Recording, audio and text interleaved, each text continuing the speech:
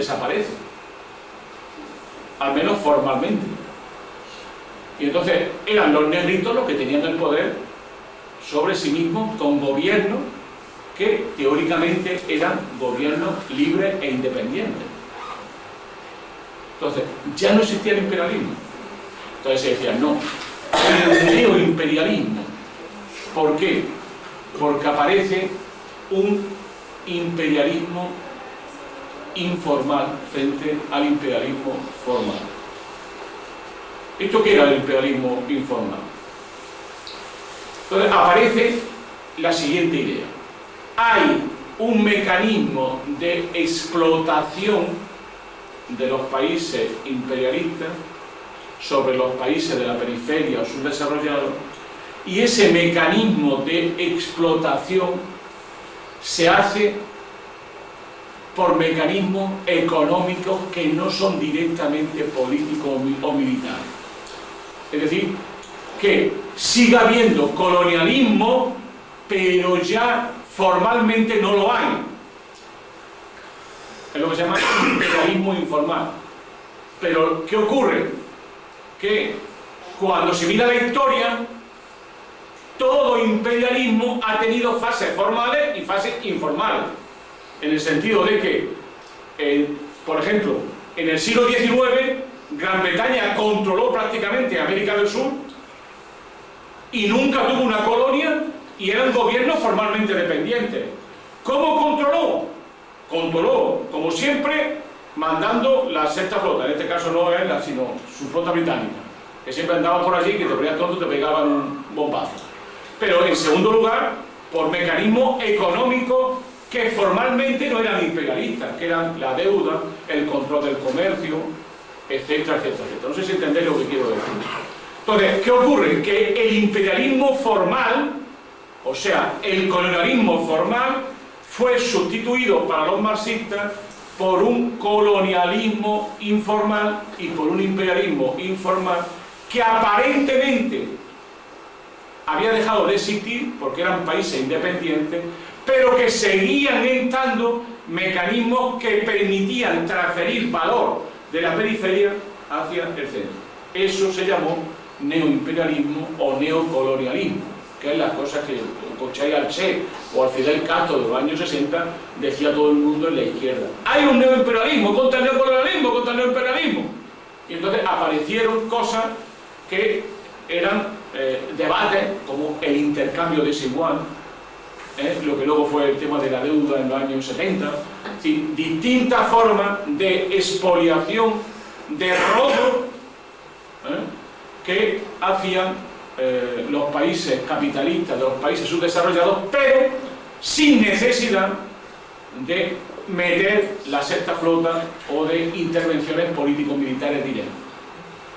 Cosa que, si se ve, tampoco es así, porque eso siempre fue con la presencia de los ejércitos franceses interviniendo en las antiguas colonias cuando sus intereses estaban en peligro, o la intervención de los ejércitos franceses, británicos y norteamericanos cuando las revoluciones, entre comillas, liberadoras iban más allá de lo permitido por las grandes empresas, que es el caso de la guerra de Vietnam, o el asesinato de Patricio Lumumba, o la tremenda crisis de Argelia.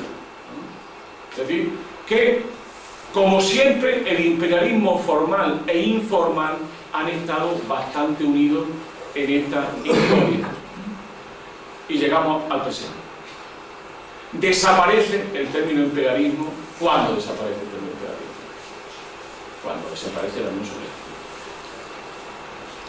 Así de simple.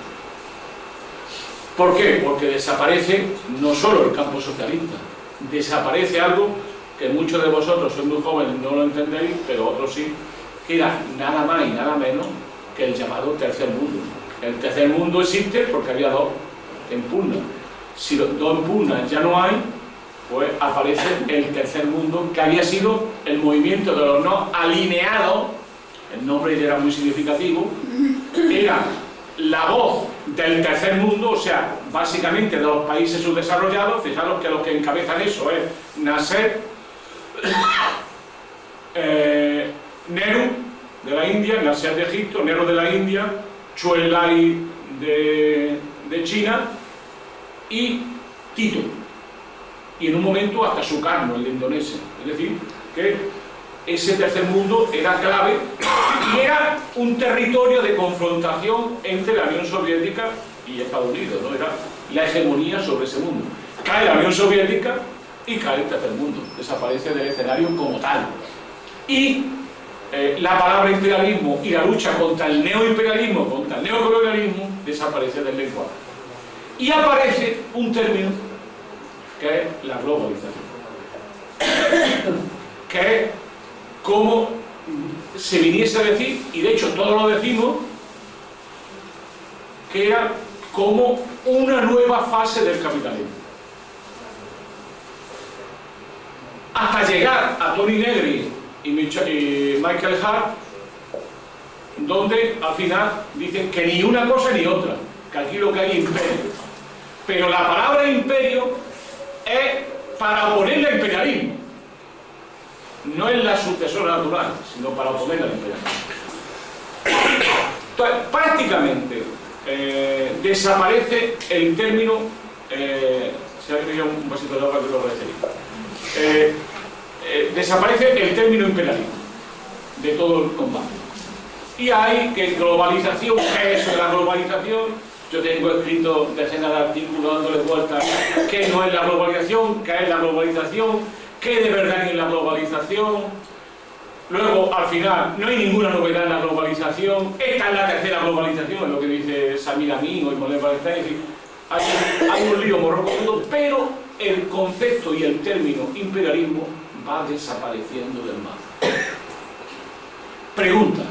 Hasta el punto que he dicho es que hay dos autores marxistas, o ellos piensan que lo son, que es Negri y Michael Hart, que dicen que esto no es imperialismo, esto es el imperio, ya no hay imperialismo, y crean el concepto de imperio como la máxima, como algo así como la conclusión lógica de la globalización, y por tanto justamente no hay imperio porque no hay centro, porque no hay norte, porque no hay sur, que a ti te encontré en la calle y yo por el tocar. Eso sería un poco la conclusión de hecho, nos pasamos la vida discutiendo con estos dos muchachos en todos los foros sociales que en el mundo han habido.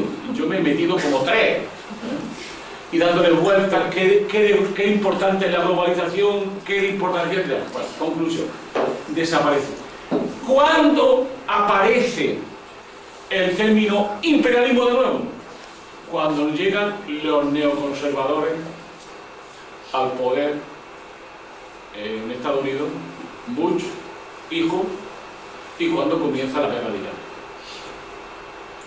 En ese momento, la intervención en Afganistán por un lado y la intervención en Irak desempolvan de nuevo el término imperialismo en su acepción más general, que es el intento de una gran potencia de tener más poder usando instrumentos militares.